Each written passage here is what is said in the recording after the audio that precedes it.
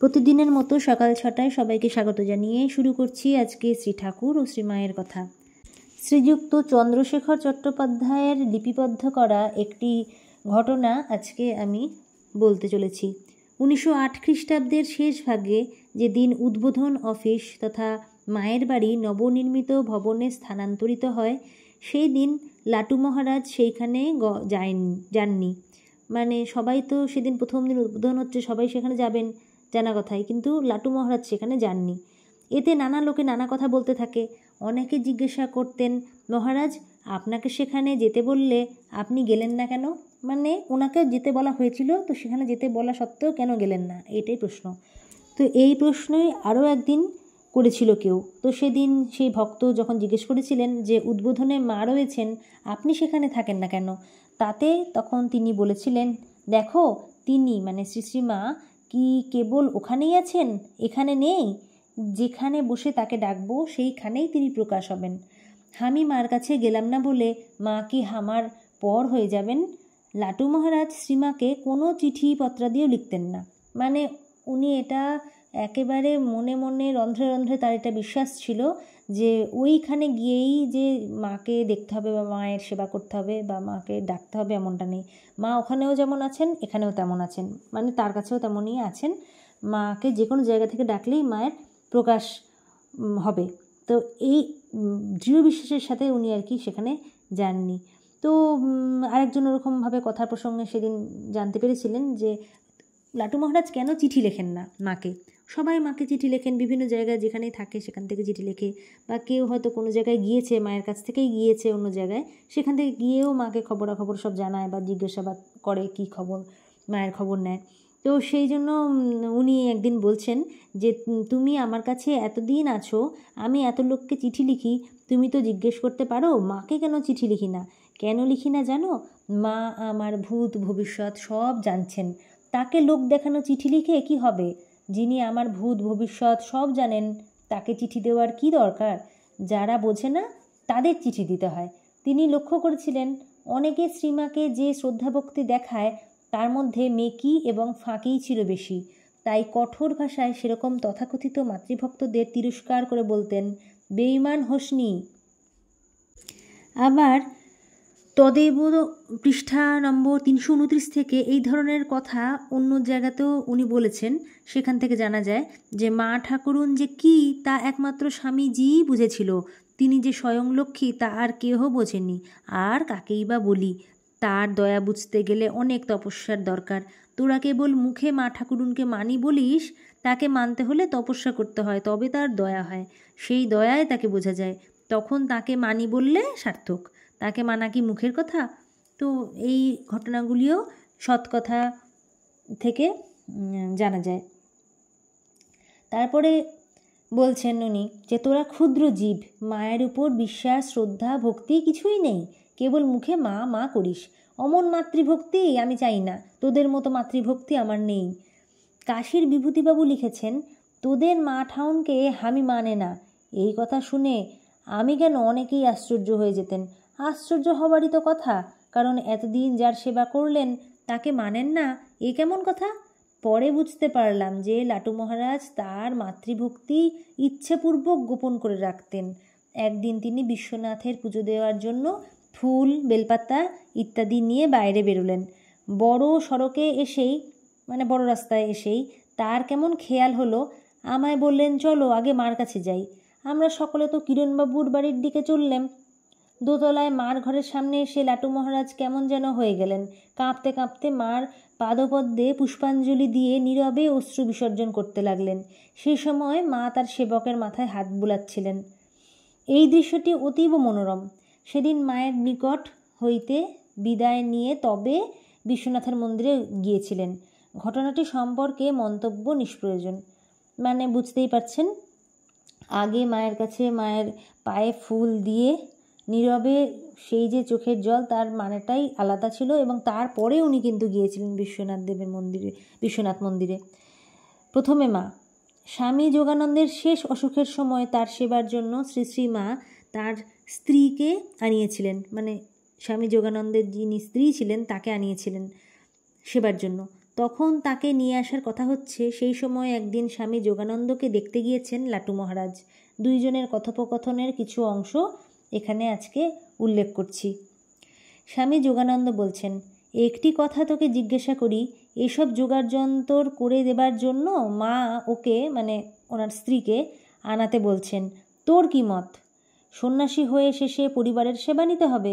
এতে আমি মত দিতে পারছি নি, আমার মন এতে সায় দিচ্ছে না। লাটু মহারাজ তখন বললেন, আরে রেখে দাও লোকের কথা, ওরা সব বলে, ওদের কথায় দোষ হবে না। স্বামী যোগানন্দ তখন উত্তর দিলেন, না রে না, তুই বুঝছিস নি, এতে লোকেরা বলবে, কি বলবে জানিস? ঠাকুরের সেবকেরা সন্ন্যাস নিয়েও স্ত্রীর সেবা নেয়। এ কথা উঠতে দেওয়া ভালো নয়। লাটু মহারাজ তখন বললেন, আরে রেখে দাও লোকের কথা, ওরা সব বলবে, ওদের কথায় কি আসে যায়? ধর্মে যদি কেউ খাঁটি থাকে, ওরা হৈ হৈ করলে কি হবে? ওদের কথা বিশ্বাস করবে কে?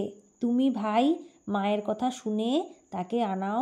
সন্ন্যাসীর জন্য নির্দিষ্ট প্রচলিত সমস্ত বিধি নিয়মের ওপরে ছিল লাটু মহারাজের কাছে শ্রী মায়ের নির্দেশ। এই ঘটনাটি তারই উজ্জ্বল সাক্ষ্য বহন করছে। মানে হাজার পৃথিবীর লোক খারাপ কথা বলুক, কটু কথা বলুক, যদি মা বলে যে না এটা ঠিক এবং এই কাজটা করতেই হবে, তাহলে সে কিন্তু সেই কাজটা করবেই।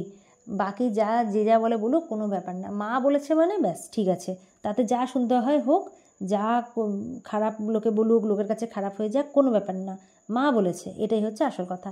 আমাদেরও তো এমনটাই হওয়া উচিত। সেবক অদ্ভুতানন্দের অনন্য সাধারণ দৃষ্টি, যে দৃষ্টিতে তিনি জগন্মাতাকে অহর্নিশ সর্বত্র দেখতে পেতেন এবং সেই সর্বব্যাপিনীর সেবা করতেন, আমাদের কাছে তা ধ্যানেরই বিষয়। মনে পড়ে লাটু মহারাজের মুখের সেই মিষ্টি ভাষায়, আমার সেই দক্ষিণেশ্বরের মা, কথাকটিতে কি দূরস্পর্শী ভাবোদনা, এমন হৃদয় নিংড়ানো কণ্ঠে তা তিনি বলতেন যে যারাই কাছে থেকে শুনত তারাই মাতৃভাবের সহজ স্বাভাবিক হর্ষে আপ্লুত হয়ে যেত। যখন তিনি কাশীতে থাকতেন তখন একবার ওদিক থেকে জনৈক ভক্ত কলকাতা আসছে জেনে তার হাতে শ্রীমায়ের সেবা করার জন্য কাশীর বেগুন, পেয়ারা ইত্যাদি পাঠিয়েছিলেন এবং শ্রীমাকে জানাতে বলেছিলেন, আমার সেই দক্ষিণেশ্বরের মা। এইসব কথা আপনারা শ্রী শ্রী লাটু মহারাজের স্মৃতিকথা, তদৈব সৎকথা, এসব থেকে জানতে পারবেন। তখন শ্রীমাকে সন্তানের ওই কথা বলা হলে তিনি একটু মুচকি হেসেছিলেন। ওই হাসির গভীরতা এবং সন্তানের ওই সামান্য কথাটির মর্মব্যঞ্জনা সাধারণ মানুষের পক্ষে কতটুকু আর বোধগম্য হবে? আবার মাতৃ বলে বলিয়ান অদ্ভুত সন্তানের দৃঢ় বিশ্বাস ব্যঞ্জক অভিমান প্রকাশকে অনবদ্য। অভিমানের একটি গল্প তাহলে আজকে বলা যাক। বরাহনগর মঠে একদিন সকালে ঠাকুরের বাল্যভোগের জন্য হালুয়া তৈরি, ছোলা সিদ্ধ, এসব মানে কাজ হচ্ছিল আর কি। তো হালুয়া তৈরি করতে গিয়ে শশী মহারাজ দেখেন যে কড়াইয়ে করবেন সেটি অপরিষ্কার, মেজে রাখা হয়নি। লাটু মহারাজ ওই কড়াইতে ছোলা সিদ্ধ করে রেখেছিলেন আগে, আর পরিষ্কার করে রাখতে ভুলে গিয়েছিলেন সম্ভবত। ঠাকুরের সেবা প্রসঙ্গে বিন্দুমাত্র ত্রুটিও শশী মহারাজের পক্ষে অসহনীয় ছিল। অধৈর্য শশী মহারাজ সেদিন লাটু মহারাজকে এই রকম অমনোযোগের জন্য বেশ কঠোর ভাষায় তিরস্কার করেছিলেন। ক্ষুব্ধ লাটু মহারাজ তাতে শশী মহারাজকে অভিমান ভরে জবাব দিয়েছিলেন, আমি মাকে পত্র দিব, তোমার বাবা মা আর আমার বাবা মা কি আলাদা আছে? মানে উনি যে শশী মহারাজ যে বাল্যভোগের জন্য যে হালুয়াটা করবেন সেইটা তো ওই ঠাকুরের মায়ের জন্যই, তাহলে তারাই তো সব। আর যে লাটু মহারাজ করেছে সেটাও তো সেই একই ওদেরই জন্য। তো তাহলে সেই ভোগের জন্য আলাদা আলাদাভাবে বলার মানে কি আছে? আমিও যা করেছি তুমিও তাই করছো, এরকম আর কি ব্যাপারটা বলছে যে আমি মাকে পত্র দেব যে তোমার জন্য আমি যে কাজটা করেছি, আর ও যা তোমার জন্যই করতে চাইছে কিন্তু আমাকে তার জন্য এত বকাঝকা দিয়েছে। তো কি মিষ্টি করে, কি ছোট বাচ্চা ছেলের মতো কি সুন্দরভাবে উনি কথাটা বুঝিয়ে দিয়েছেন। বর্তমান যুগে নারীত্বের শ্রেষ্ঠ আদর্শ মা শারদার মধ্যে রূপ পরিগ্রহ করেছে বলে লাটু মহারাজ মনে করতেন। তার মুখে প্রায়ই শোনা যেত, তোমরা সীতা, সাবিত্রী, গার্গীকে আদর্শ করো এবং এই যুগে শ্রীমাকে আদর্শ করো। মা আমাদের ভূত ভবিষ্যৎ সব জানেন, দেখছো না মাকে জানবার জন্য আমি কত তপস্যা করছি? মা কি আমার সোজা জিনিস? তোমরা মাকে আদর্শ করো। একদিন সেবকের প্রশ্নের উত্তরে লাটু মহারাজ বলেছিলেন, মাকে কি মনে করি জিজ্ঞাসা করছো? তিনি মা লক্ষ্মী, আবার কখনো তিনি সীতা। গভীর এক অন্তরঙ্গ মুহূর্তে সেবকের কাছে শ্রী মায়ের সম্পর্কে তার দৃষ্টিভঙ্গি তিনি এইভাবে উন্মোচন করেছিলেন। কিন্তু অধিকাংশ সময়েই শ্রী মায়ের সম্পর্কে নীরবতাই কঠোরভাবে পালন করে এসেছেন সারা জীবন। তার মনের একান্ত ভাবটি ছিল সাধক কবির ভাষায়, যতনে হৃদয়ে রেখো আদরিণী শ্যামা মাকে, মন তুই দেখ আর আমি দেখি, আর যেন কেউ নাহি দেখে।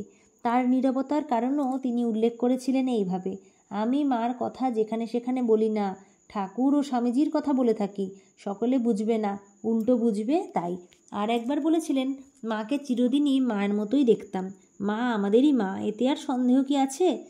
ঠিকই উনি বলেছিলেন। যদি বেশি মায়ের প্রশংসাই করেন, লোকে আবার উল্টোই হয়তো বুঝবে, লোকের বোঝার দৃষ্টিভঙ্গি আলাদা সবারই। তো সেই জন্য ঠাকুর আর স্বামীজির কথা সবাইকেই বলা যেতে পারে, যে ওনারা কেমন, ওনাদেরকে উনি কতটা ভালোবাসেন। কিন্তু মায়ের কথা বলতে গেলেই বিভিন্ন মানুষ বিভিন্ন দৃষ্টিভঙ্গি দিয়ে বিভিন্নভাবে সমালোচনা করতে পারে, সেই জন্য শুধু সেটা নিজের মনেই থাক। ওই জন্যই উনি এই ভাষাতে কথাটি বলেছিলেন যে, মন তুই দেখ আর আমি দেখি, আর যেন কেউ না দেখে। খুবই সুন্দর কথা। ওনার মনের কতটা অভিমান ছিল আর সাধারণ মানুষের প্রতি, ঠিকই কথা, কারণ ক্ষুদ্র মানুষের ক্ষুদ্র বুদ্ধি, তো সেই জন্য উনি ঠিকই করেছিলেন, অবশ্যই ঠিকই করেছিলেন। আমরা অল্প হলেও বুঝতে পারছি আমাদের ক্ষুদ্র বুদ্ধি দিয়ে। এই ছিল আজকের ভিডিও। পরের দিন সকাল 6টায় আবার সবাইকে আমন্ত্রণ জানিয়ে, ঠাকুর ও মায়ের কথা শোনার জন্য আমন্ত্রণ জানিয়ে আজকের মতো ভিডিও শেষ করছি। সবাই বলুন জয় শ্রী মায়ের জয়, জয় শ্রী ঠাকুরের জয়, জয় স্বামীজির জয়।